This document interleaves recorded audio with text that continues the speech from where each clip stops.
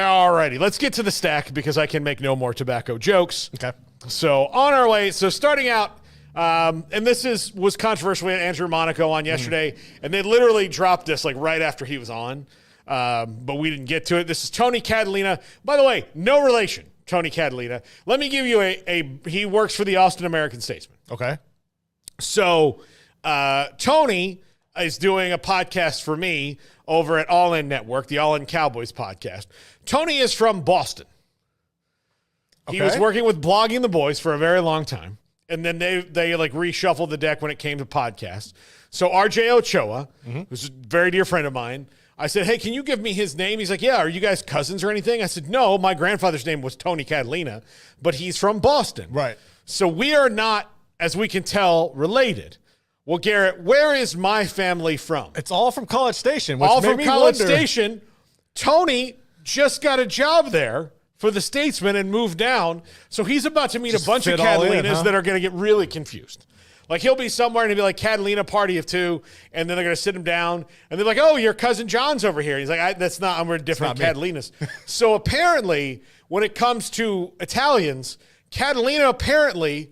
I went through my whole life not knowing any other Catalinas other than the ones like I never came across it in the phone book, nothing, ever. Then all of a sudden I meet this guy and we're not related. So it's like Jones or Smith for Italians. It's pretty rare. Like I had never heard the name until I heard to you. You're the only person I ever met with the name. Yeah, so that's pretty funny. So anyway, but this is my long lost paisan, Tony. Great guy, love him.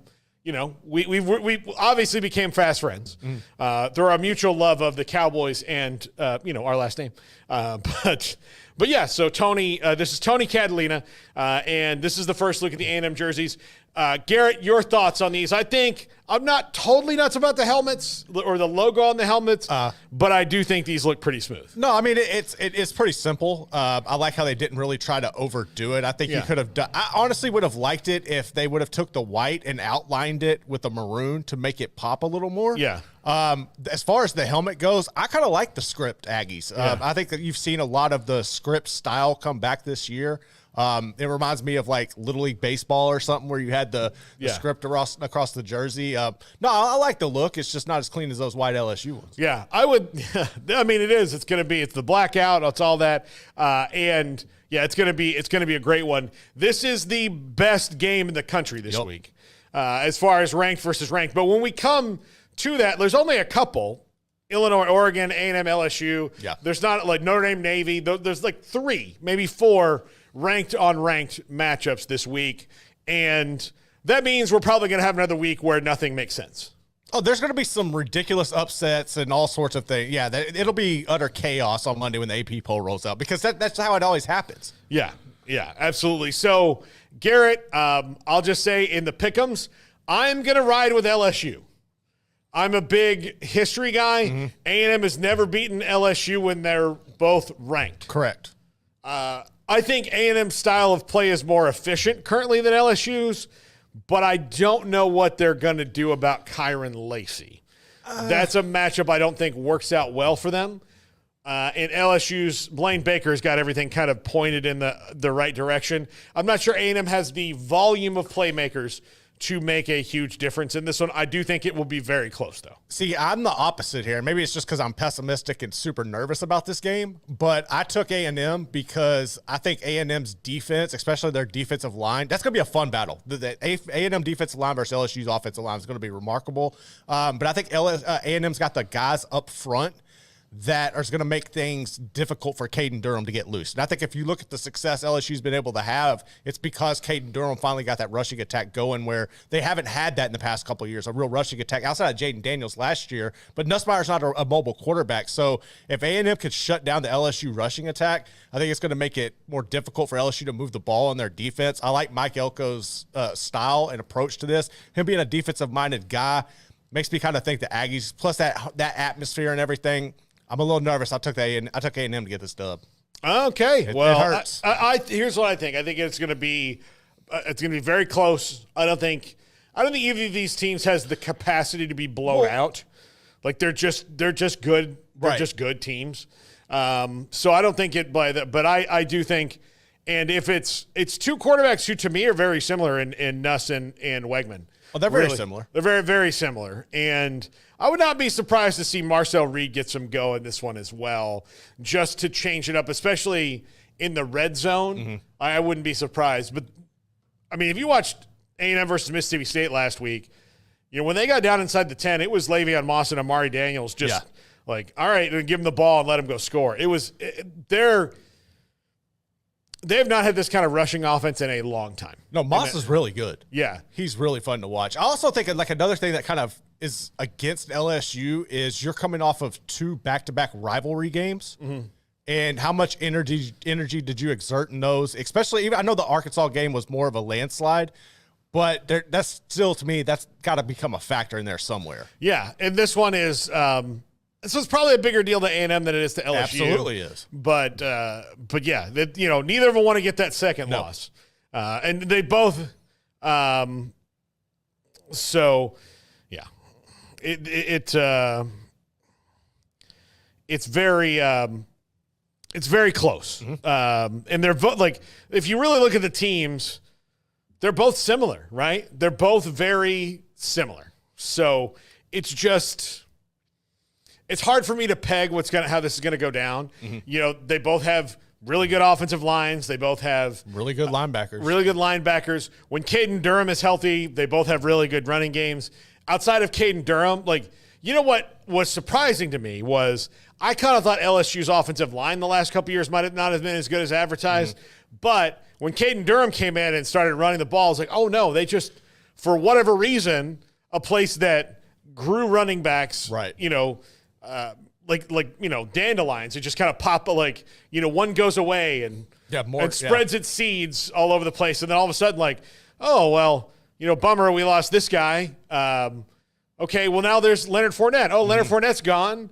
Here's Clyde Edwards-Helaire. Everything kind of worked out for them. So I'm just surprised to see that, especially under Brian Kelly, who had good running backs at Notre Dame. Yeah. Why they're whiffing on that position. Well, they're going to make up for it. I think getting Durham in the building was definitely a fresh start. You got other guys coming in the recruiting classes that are going to be really, really good as well. I don't think they're going to miss on that position going forward, but you just kind of had that weird gap there where, for whatever reason, they couldn't find people in the secondary and they couldn't find running backs, and they're starting to get them. Yeah. Absolutely. So I think that's the best game of the week. We'll get into some of the other ones here in a minute that are going on. Now, I know this is an NFL note, but because we were on uniforms and I saw this, I thought we absolutely had to show it. The Bucks are going to wear the creamsicles this weekend. This is a fantastic ad or promo for them with the old school phone, the headband. These were the uniforms. When I first moved down there, I went to my first Bucks game. These are the ones that they wore. The first Bucks game I saw was at the old Sombrero. It looked. You remember that? What stadium looked like this? And so at the Sombrero, my friend Zach Gill came up with us, and then a couple other people, my dad's friends, and we went to see the 49ers play the Bucks. Mm-hmm. And it was Steve Young and Jerry Rice and all this, and that crew. They were fantastic. Jerry Rice scored 5 touchdowns. I remember watching going, now I see it, and I'm like, man, I'm so lucky I got to see. Not just if I would have seen Jerry Rice have 4 catches for 75 yards, great. That's fine enough. But to see one of his best individual games ever he absolutely dominated them. And it's that by the 4th one, the announcer's like, touchdown, Jerry Rice. Yeah. And the Bucks were really bad. That was before Warren Sapp, before all that stuff. They were an absolute laughingstock. I think it was towards the end of Vinny Testaverde's run there. They were just so bad. Their leading receiver, I'll never forget, was Sanjay Beach. And because they said his name so many times, I remember thinking, that's a funny name. Yeah.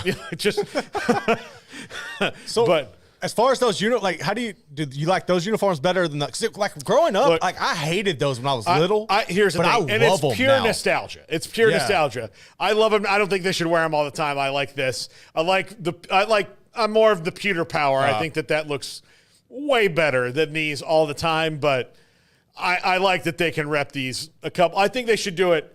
I think they should do it more than one time a year. I think they should wear 2 or 3 times. I think they should do like this creamsicle, then they should do like the all whites with it, and then they should do it another time. Yeah. But that's just me there. But I love those uniforms. So I thought let's throw that up while we're talking about uniforms. All right. Let's talk about last night's game. Mm-hmm. So Andrew Filipponi, who goes by the Pony Express on Twitter, says, Pitt fans, this man is the man who will break your heart tonight, Kyle McCord, the best pocket quarterback in America. Unfortunately, he will lead the Orange to its first win in Pittsburgh since 2001. Syracuse 31, Pitt 30. Pat Narduzzi saw this and said, come on, Pony. And if you watched the game last night, this is like predicting Jill Stein's going to win the presidency. This was not a good prediction at all. Kyle McCord threw 5 interceptions, 3 of them returned for touchdowns. All of them set up points. It was a terrible night for Kyle McCord. He could not have been any worse. And I don't think it's an indictment on Kyle McCord. Overall, he's been really great with Syracuse.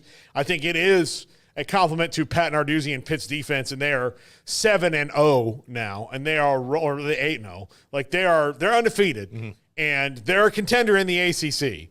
And they just took apart a Syracuse offense that's been really, really good this year and made Kyle McCord just fall apart.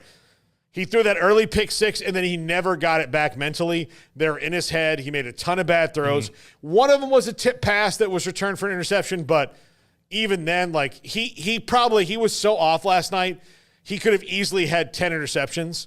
And I remember looking at the box score at halftime to compare the quarterbacks. Yeah. And the thing was, Eli Holstein's hardly played. Didn't have to. He didn't have to. It was 31-0 at halftime. They had scored 3 defensive touchdowns. So, yeah, I'd gotten home, and I wanted to watch this game, and I flipped over, and it was about to go into halftime, and it was already over. And I was like, what the heck did I miss? So, I went back and looked. Yeah, McCord did not have his best night at all. It kind of made you think, because me and you have both been real high on Kyle McCord. A question, I just felt he transfer out? I just felt he was wronged. Maybe. I still do. I still do, too. I don't think this is, indicative of who he is as a player. I think it's kind of one of those nights where somebody has your number.